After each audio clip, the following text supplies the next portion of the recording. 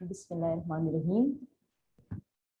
अस्सलाम वालेकुम dear students, उम्मीद है आप सब खैरियत से होंगे। आज हमारी तीसरी क्लास होने जा रही है। सबसे पहले हमेशा की तरह अपनी बुक्स अपने पास रखें, अपनी पेंसिल्स अपने हाथ में रखें और जहाँ तक हमने कल पढ़ा था उससे आगे हम स्टार्ट लेंगे। कल एंड में कुछ बच्चों ने अल्फाज मानी पूछे थे और उनके मीनिंग्स उनको उस वक्त बता तो दिए गए थे, लेकिन कुछ बच्चे ऐसे थे जिन्होंने बाद में मैसेजेस किए कि हमें मीनिंग समझ नहीं आए, तो वो मीनिंग आखिर में आपको हम दोबारा करवा देंगे। ठीक है, अभी इस वक्त आप अपनी बुक्स ले आएं और सफ़ा नंबर 28 पेज 28 निकालें। मुसन्निफ का तारुफ हम पढ़ चुके हैं। सबक है हमारे पास इंसान किसी हाल में खुश नहीं रहता और मुसन्निफ है मोहम्मद हुसैन आज़ाद। मोहम्मद हुसैन आज़ाद का मुकम्मल तारुफ हमने पढ़ लिया है, उसमें MCQs भी बना लिए होंगे, उम्मीद है आप लोगों ने।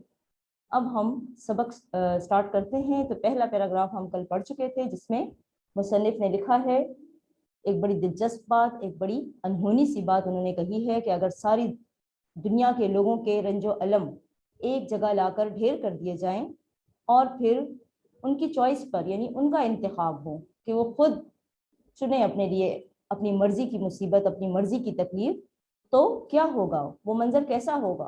क्या मंजर होगा? ज़ाहिर है लोग अपनी अपनी पसंद की मुसीबतें ले तो लेंगे, लेकिन शायद फिर वो इस पर भी राजी ना हो, खुश ना हो। इसलिए कि जैसे कि मैंने आपको पहले भी बताया कि अल्लाह ताला हर इंसान को उसकी बर्दाश्त के मुताबिक कोई दुख, कोई दर्द, कोई मुसीबत, कोई बोझ अता फरमाता है, लेकिन दूसरे का बोझ उठाना, दूसरे का गम उठाना, दूसरे के लिए चाहे वो कितना ही हल्का फुल्का था, हमारे लिए वो उस कदर ना होगा। हम उसको अपनी मुसीबत से फिर कहीं ज़्यादा समझेंगे, इसलिए कि हम अपनी पहली मुसीबत के साथ आदी हो चुके थे। अल्लाह ताला ने हमें वो सकत दे दी थी, वो ताकत दे दी थी। अब देखें सफ़ा नंबर 28 पर दूसरे पैराग्राफ से हम स्टार्ट लेंगे। मैं इन दोनों ख्यालों को वसअत दे रहा था। मैं से मुराद कौन है यहाँ पर? मुसन्निफ।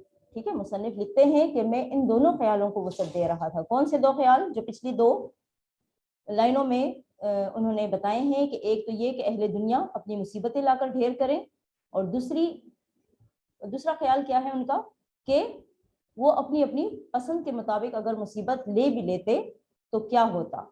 ठीक है, अपनी पहली ही मुसीबत उसे सही लगती, गनीमत लगती। अच्छा, मैं इन दोनों ख्यालों को वसअत दे रहा था और बेफिक्री के तकिए से लगा बैठा था। वसअत दे रहा था यानी उसी को फैला रहा था। वसअत कुशादगी या फैलाने को कहते हैं। फैलाने से मुराद क्या है? ख्याल को फैलाया तो नहीं जाता ना, ख्याल से को वसअत देने से मुराद है कि इसी बारे में सोच रहा था, मजीद आगे बढ़ रहा था ख्यालों में, तसव्वुर में। और बेफिक्री के तकिए से लगा होना ये मुहावरा है। इसका मतलब है कि खूब बेगम होना, हर किस्म के फिक्र, परेशानी, हर किस्म की सोच से लापरवाह होना, लाताल्लुक होना और आराम करना। तो वो इसी तरह बेफिक्री में बैठा हुआ था कि नींद आ गई। चूंकि उसको कोई फिक्र थी नहीं, कोई काम नहीं था, फारिग था और कोई अहम सोच उसके जहन में नहीं थी। वो इसी बारे में एक लुत्फ सी बात के बारे में सोच रहा था।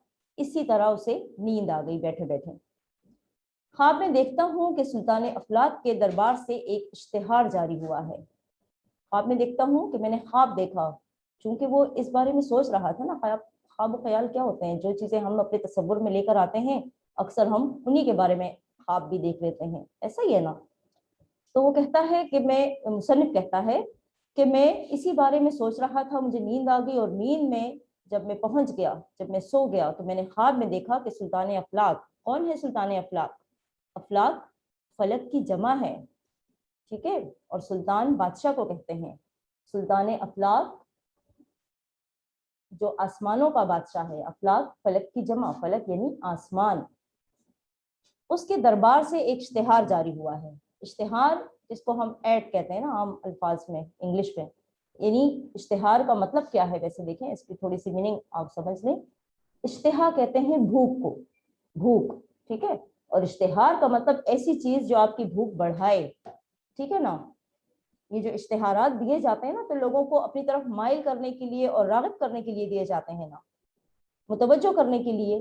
تو सुल्तान अफलाक ने भी एक ऐलान किया, एक इश्तिहार किया, खुलासा जिसका ये है, खुलासा उसका निचोड़, उसकी समरी क्या है कि तमाम अहले आलम अपने अपने रंजो अलम, अहले आलम दुनिया के लोग, अहले आलम यानी दुनिया के लोग, दुनिया के रहने वाले, अपने अपने रंजो अलम, रंज दुख, अलम भी उसका मुतरादिफ है, रंजो अलम एक दूसरे के मुतरादिफ हैं और दोनों का मतलब है दुख, गम।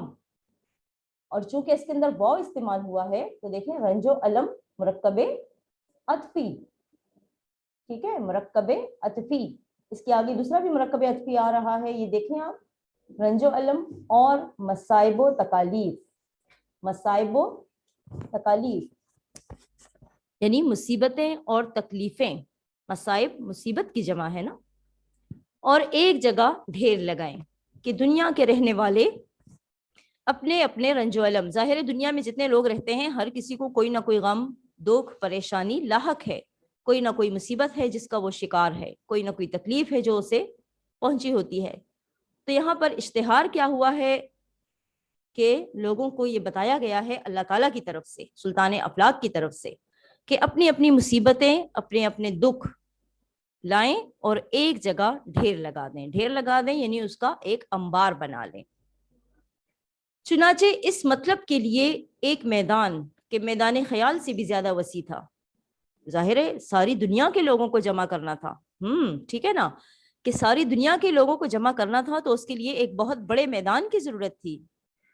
तो मैदान ख्याल से भी ज्यादा वसी यानी कि जितना हम सोच सकते हैं, हमारी सोच से भी ज्यादा कुशादा, हमारी सोच से भी ज्यादा बड़ा, अजीम शान तजवीज़ हुआ, तजवीज़ हुआ यानी मुकर्रर हुआ और लोग आना शुरू हुए, मैदान लगाया, मुंतखब किया गया और लोग अपने अपने रंजो अलम वहां लेकर आना शुरू हुए।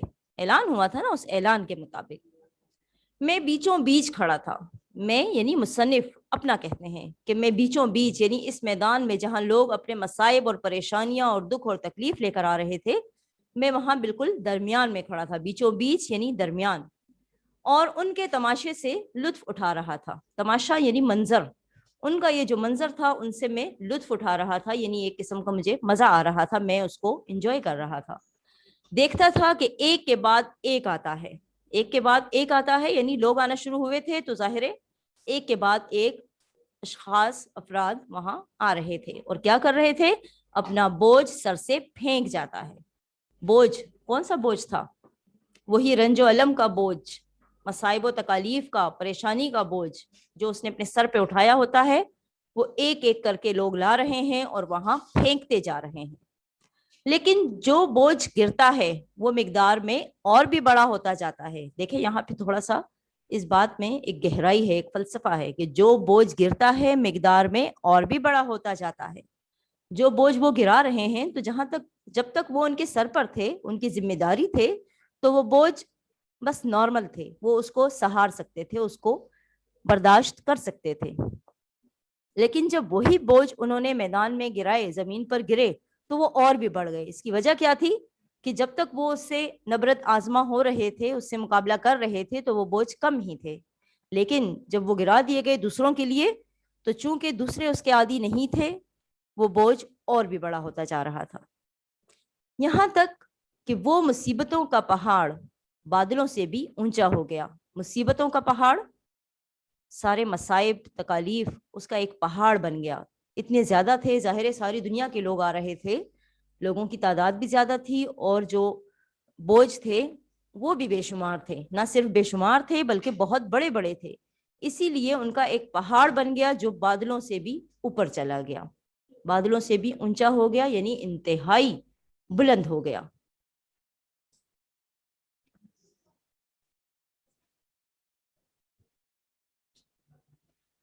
ये देखें, यहां तक समझ आ गई इस पैराग्राफ।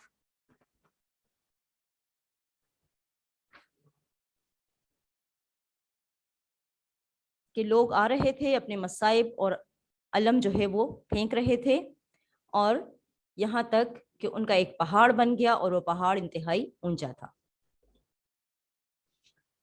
अब अगला पैराग्राफ देखें, अगले पैराग्राफ की तरफ चलते हैं ایک شخص सूखा सहमा, सूखा सहमा, सहमा वैसे खौफजदा को कहते हैं, और सूखे से मुराद पतला, बहुत पतला दुबला था, और क्या था, बहुत खौफजदा नजर आ रहा था, वो खुद बहुत खौफजदा था। दुबलापे के मारे फकत हवा की हालत हो रहा था।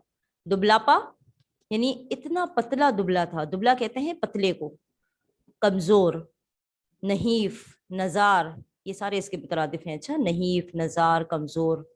दुबलापे के मारे फकत हवा की हालत हो रहा था, फकत सिर्फ, और हवा की हालत हो रहा था यानी हवा की तरह था। जिस तरह हवा देखे ना, जब हवा चलती है तो क्या होता है, हर चीज को उड़ाए लिए फिरती है, और वो इतना पतला दुबला था, इतना कमजोर था कि हवा के सहारे था, हवा के दोष पे सवार था, यानी कि बहुत ही हवा उसे एक जगह से दूसरी जगह उड़ाई ले जा रही थी, उसका अपना कोई वजन नहीं था ना, बेवजन था। इस अंबूह में, अंबूह हुजूम, भीड़, इस अंबूह यानी भीड़ में निहायत चालाकी और फुर्ती से फिर रहा था। चालाकी भी फुर्ती का मुतरादिफ है, फुर्ती का मतलब है तेजी, तेजी से फिर रहा था, यानी बहुत तेजी से और चालाकी के साथ वो इधर उधर फिर रहा था। उसके हाथ में एक आईना था जिसमें देखने से शक्ल निहायत बड़ी मालूम होने लगती थी। मैंने आपको बताया ना कि इन अल्फाज में, कुछ फिक्रों में, कुछ जगहों पर बहुत ही एक गहरी बात, एक फलसफी की बात मौजूद है। अब यहाँ पे देखें, वहम का जिक्र हो रहा है, ठीक है, आगे अभी हम इसका नाम पढ़ते हैं। उसके हाथ में एक आईना था, वहम के हाथ में, जिसमें देखने से शक्ल निहायत बड़ी मालूम होने लगती थी। वहम तो ऐसा ही होता है ना कि इंसान को उसकी परेशानी या कोई ऐसी चीज जिससे इंसान खौफजदा हो, उस चीज को कई गुना बढ़कर दिखाता है, कई गुना बढ़ा कर दिखाता है वहम।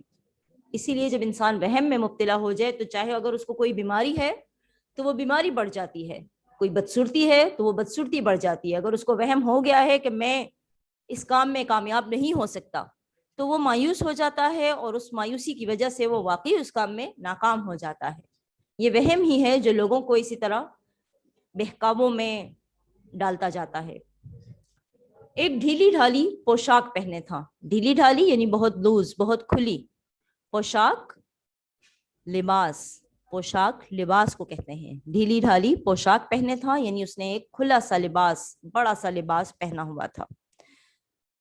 जिसका दामन दामने कयामत से बंधा हुआ था, जिसका दामन क्या था, दामने कयामत से बंधा हुआ था। दामने कयामत से बंधा हुआ, ये भी यहाँ पर मुहावरतन यूज हुआ है। इसका मतलब है उसका जो दामन था, दामन किसको कहते हैं, जो कमीज का या कुर्ते का निचला हिस्सा होता है, उसका जो घेरा होता है, ठीक है, उसको कहते हैं दामन। दामन कयामत से बंधा हुआ था यानी बहुत तवील था। हम कयामत के दिन का जिक्र करते हैं ना कि कयामत का एक दिन बहुत तवील होगा, तो यहाँ पर भी उसी की तरफ इशारा है कि जिस तरह कयामत का दिन बहुत तवील होगा, बहुत लंबा होगा, उसी तरह उसका दामन भी बहुत तवील था।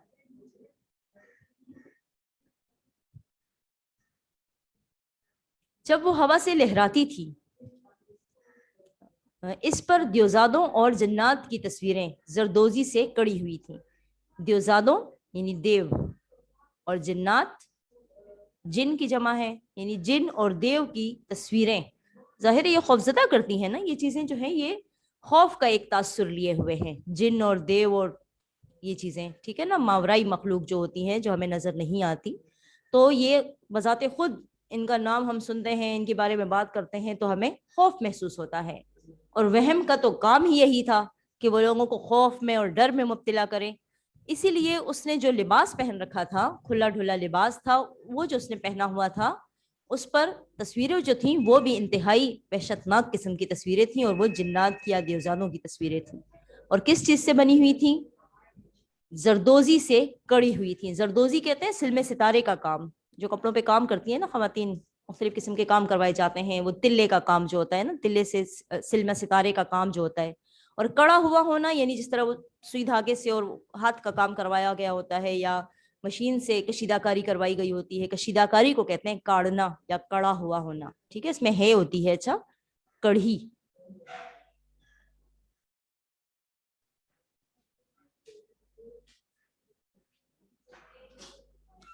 कड़ी हुई होती थी। जब वो हवा से लहराती थी तो हजारों अजीबोगरीब सूरतें اس پر نظر آتی تھیں۔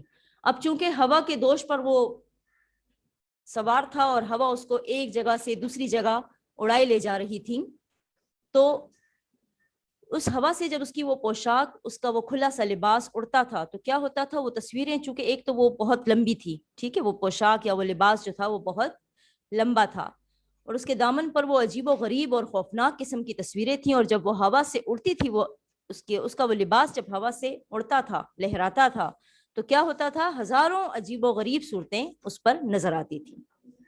ہزاروں یعنی لاتعداد، ہزاروں کی تعداد میں یا لاتعداد صورتیں اس پر نظر آتی تھیں، تو وہ ایک بہت ہی عجیب و غریب منظر پیش کرتی تھی۔ یہاں پہ دیکھیں کچھ اور مرکبات بھی ہمارے سامنے آئے ہیں۔ دامن قیامت، قیامت کا دامن، ٹھیک ہے، کا کی کے لیے جب ہمارے پاس زیر یوز ہو رہی ہے، زیر استعمال ہو رہی ہے، تو وہ ہو رہی ہے اضافت کے لیے، ٹھیک ہے نا، تو یہ مرکب اضافی ہے۔ اس کے بعد دیکھیں دیوزادوں اور جنات، مرکب عطفی، مرکب عطفی ہیں یہ۔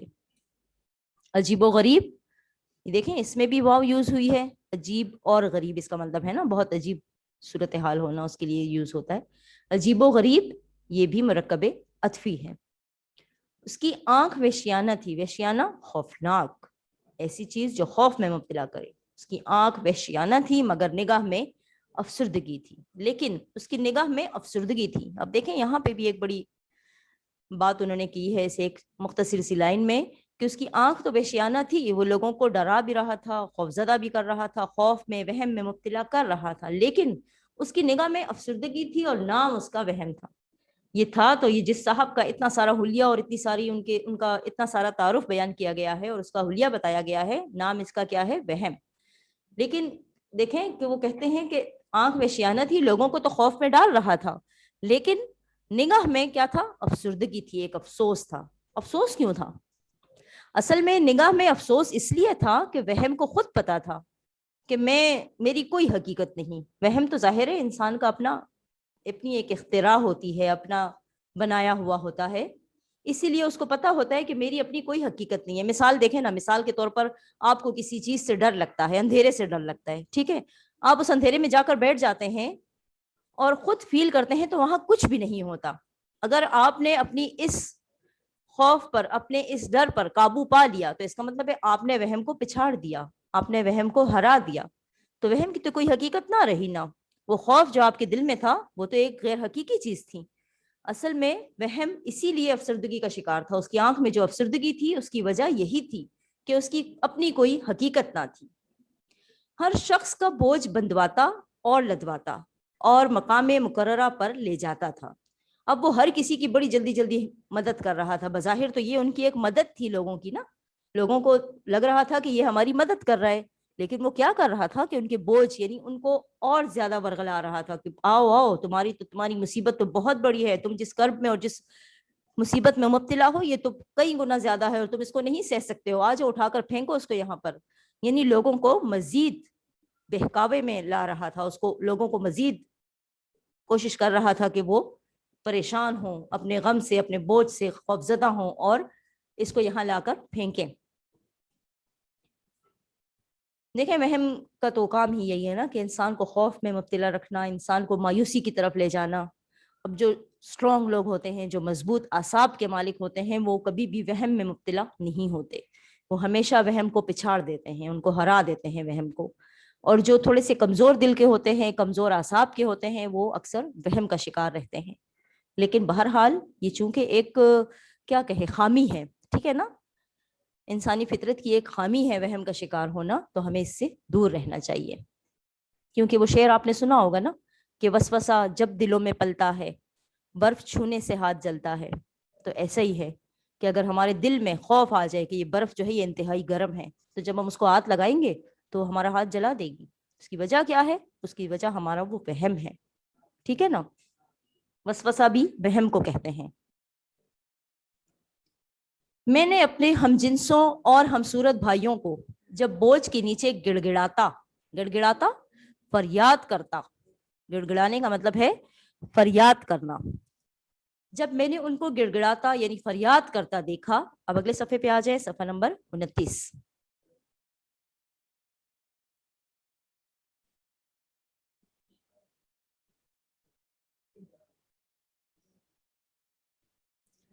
اور مصیبتوں کے انبار کو خیال کیا. اس کا وہ جو ڈھیر تھا, انبار ڈھیر کا مترادف ہے. جب میں نے دیکھا, ہم جنس کا مطلب اپنے جیسے, اپنی ہی ذات والے, یعنی انسان. ہم جنس ظاہر ہے ہمارے کون ہیں, انسان ہے نا. اور ان مصیبتوں کے انبار کو دیکھا, کو خیال کیا, یعنی اس کے بارے میں سوچا, اس کے بارے میں تصور کیا کہ یہ مصیبتوں کا انبار یا ڈھیر کتنا بڑا ہے, تو بہت گھبرایا اور دل میں ایسا ترس آیا کہ بیان نہیں ہو سکتا. ترس یعنی رحم. دل میں ایک رحم پیدا ہوا کہ یہ میرے جو بھائی ہیں, میرے جو ہم جنس ہیں, یہ سارے انسان جو یہاں جمع ہیں, یہ تو بہت ہی تکلیف میں ہیں. یہ مصنف کا خیال ہے. مصنف کہتے ہیں کہ مجھے لوگوں کو دیکھ کر بہت دکھ ہوا, میرے دل میں بڑا رحم آیا. ترس یعنی رحم.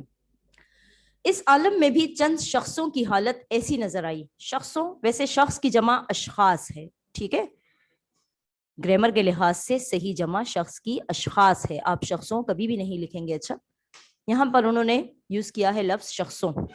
پرانی اردو میں یوز ہوا ہے, لیکن اب ہم اشخاص ہی لکھتے ہیں. حالت ایسی نظر آئی کہ اس نے ذرا میرا دل بہلایا. دل بہلایا یعنی ایک دلچسپی کی صورت پیدا ہو گئی. ٹھیک ہے, بہلانے کا مطلب دلچسپی ہو جانا کسی چیز میں, دل اچھا ہو جانا. صورت بہلاوے کی یہ ہوئی کہ دیکھتا ہوں کہ ایک شخص, بہلاوے کی صورت یعنی میری اس دلچسپی کی صورت کیا تھی, وجہ کیا تھی, کہ ایک شخص پرانے سے چکن کے چوغے میں ایک بھاری سی گٹھڑی لیے آتا ہے. چکن کا چوغا, چوغا کہتے ہیں لمبے کرتے کو, لمبا لباس, لمبی قمیض یا لمبا کرتا. اور چکن کہتے ہیں وہ جو کچھ کپڑے کی ایسی ٹائپس ہوتی ہیں, اقسام ہوتی ہیں, جس میں چھوٹے چھوٹے سوراخ ٹائپ کے ہوتے ہیں نا, وہ بریزا ٹائپ کپڑا. چکن کے چوغے میں ایک بھاری سی گٹھڑی لیے آتا ہے. اس نے ایک بڑی سی گٹھڑی بنائی ہوئی ہے, ایک بھاری سی. اب وہ بھاری سی کیوں ہے وہ دیکھیں, آپ آگے پڑھیں گے تو پتہ چل جائے گا کہ یہ اس کو بھاری کیوں محسوس ہوئی. جب وہ گٹھڑی انبار میں پھینکی تو معلوم ہوا کہ افلاس کا عذاب تھا. کیا تھا وہ؟ افلاس, غربت. ٹھیک ہے, بہت زیادہ غربت کا شکار تھا. وہ گٹھڑی اسی لیے بھاری تھی کہ وہ بہت زیادہ بھاری تھی. ٹھیک ہے نا, بھاری تھی اس لیے کہ وہ اس کو اٹھا نہیں پا رہا تھا. وہ غربت سے بہت پریشان تھا, بہت تنگ آ چکا تھا. تو وہ کس عذاب کا مارا تھا؟ افلاس کے عذاب کا, غربت کے عذاب کا مارا تھا. اس کے پیچھے ایک اور شخص دوڑا آتا تھا, یعنی آگے آگے یہ تھا جو غربت کا اور تنگی کا, غریبی کا مارا تھا, اور وہ اس عذاب سے, اس عذاب کہتے ہیں مصیبت کو, اس مصیبت سے جان چھڑانا چاہتا تھا. اس نے یہ لا کر چھوڑی, لیکن اس کے پیچھے پیچھے ایک اور شخص آ رہا تھا. اس کا حلیہ کیا تھا کہ بدن سے پسینہ بہتا تھا اور مارے بوجھ کے ہانپتا جاتا تھا. اس کے بدن سے پسینہ بہ رہا تھا اور بوجھ اس کا اس قدر زیادہ تھا کہ کانپ رہا تھا. ہانپنا کانپنے کا مترادف ہے, کانپنا اور ہانپنا, لرزنا. ٹھیک ہے, کہ وہ بوجھ یعنی اس وزن کی وجہ سے باقاعدہ کانپ رہا تھا. وہ بوجھ اس کا بہت بھاری تھا. اس نے بھی وہ بوجھ پھینکا. پہلے جس کے پاس غربت کا بوجھ تھا, افلاس کا بوجھ تھا, اس نے پھینکا, اور اس کے پیچھے پیچھے یہ دوسرا شخص تھا جس نے اپنا بوجھ پھینکا. معلوم ہوا, اب پتہ چلا کہ بوجھ کیا تھا, کہ اس کی جورو بہت بری تھی. جورو یعنی اس کی بیوی. وہ اپنی بیوی سے تنگ آیا ہوا تھا, اس کی بیوی اس کے لیے عذاب تھی. اس نے وہ بلا سر سے پھینکی. وہ بلا, وہ مصیبت, یعنی اس کے نزدیک سب سے بری یا سب سے مصیبت جو اس کے نزدیک تھی, تکلیف جو اس کے نزدیک تھی, وہ اس کی بیوی تھی.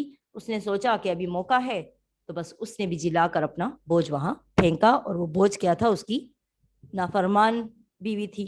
ٹھیک ہے, اس نے وہ بلا سر سے پھینکی, یعنی کہ وہ مصیبت سر سے پھینکی.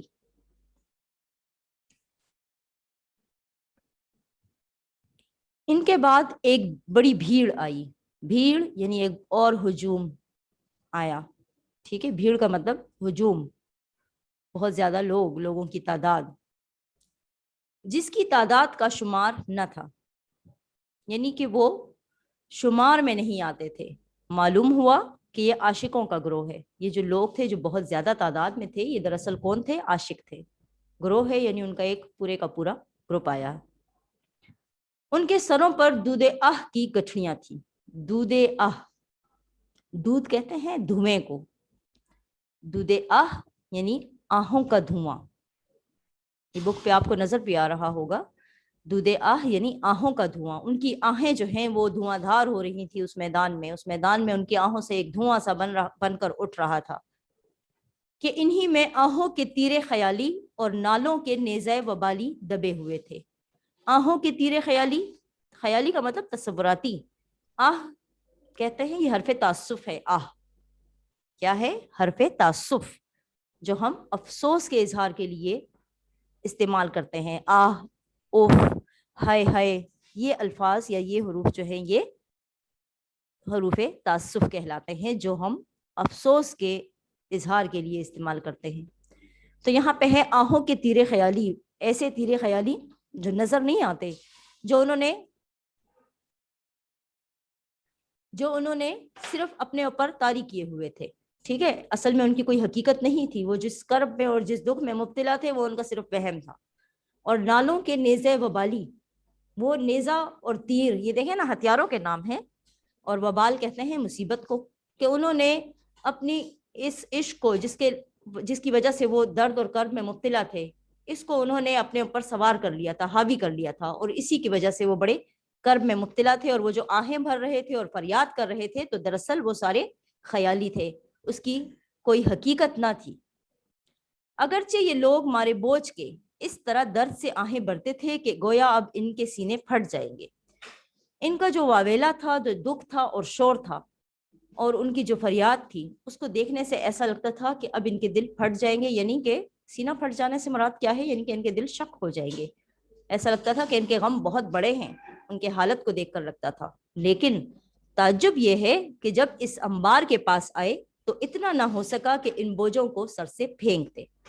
لیکن وہ اپنے اس عشق کے مارے اتنے نکمے ہو چکے تھے، اتنے سست اور کاہل ہو چکے تھے کہ جس کام کے لیے آئے تھے وہی کام انہوں نے چھوڑ دیا. بوجھ پھینکنے آئے تھے نا، اپنی مصیبتوں کو چھوڑنے آئے تھے، لیکن جب یہاں پہنچے تو انہوں نے اپنے وہ بوجھ بھی ہٹانا اور ہلانا جلانا گوارا نہ کیا. یعنی ان میں اتنی سکت ہی نہیں رہی تھی، اتنی توانائی ہی نہ رہی تھی. کچھ نے جدوجہد سے سر ہلایا، کچھ نے کوشش کی بھی، لیکن ناکام رہے. جس طرح آئے تھے اسی طرح چلے گئے، جس طرح وہ آئے تھے اسی طرح چلے گئے. انہوں نے کوشش کی تھوڑا بہت، لیکن ان کے عشق نے ان کو کہیں کا نہیں چھوڑا تھا. عشق نے ہم کو نکما کر دیا، ورنہ ہم بھی آدمی تھے کام کے. یہ وہ والے لوگ تھے. ٹھیک ہے نا بچے؟ یہاں تک ہمارا آج کا لیکچر مکمل ہو گیا ہے. امید ہے آپ کو سمجھ آ گئی ہوگی. بہرحال اگر کوئی کویسچنس ہیں آپ کے پاس تو کل ہم نے لاسٹ 5 منٹس دیے تھے، آج ہم زیادہ ٹائم دے رہے ہیں کہ کچھ بچوں کو گلا تھا کہ ہماری باری نہیں آئی، تو ابھی آپ کے پاس 10 منٹس ہیں. ٹھیک ہے، تو کل کی طرح آپ لوگ آج بھی کویسچنس کر سکتے ہیں، لیکن اس سے پہلے اپنا ہوم ورک سن لیں. ٹھیک ہے، جہاں تک میں نے پڑھائی کروائی ہے ابھی صفحہ نمبر 29 پر، جس طرح لدے ہوئے آئے تھے اسی طرح چلے گئے. یہاں تک آپ نے اس کی پڑھائی کرنی ہے. اس کے معروضی سوالات کتاب پر بنانے ہیں، اور مرکبات کے لیے آپ نے کاپی میں جو آپ نے رف کاپی، ٹھیک ہے، کوئی بھی کام آپ نے نیٹ نوٹ بک پر نہیں کرنا. رف رجسٹر لیتے ہیں، رف نوٹ بک لیتے ہیں، اسی پر جتنے بھی مرکبات اس سبق میں آئے ہیں، مرکب اضافی، مرکب عطفی، ان کو آپ نے نیٹ خوبصورت کر کے لکھنا ہے، خوش خط کر کے، اور اس کے ساتھ ساتھ بتانا ہے، نشاندہی کرنی ہے کہ یہ کون سے مرکبات ہیں. اور دوسری بات کہ میننگ ہم آپ کو ساتھ ساتھ بتاتے بھی ہیں، اور میں آپ کو ریٹن بھی دکھا دوں گی میننگ. لیکن کلاس 9 ہے تو ہونا یہ چاہیے کہ آپ اپنے پاس لغت رکھیں. ٹھیک ہے، لغت کے ساتھ ان ٹچ رہیں، اپنی لغت کا عادی بن جائیں، اپنے معنی خود تلاش کر کے لکھیں. ٹھیک ہے.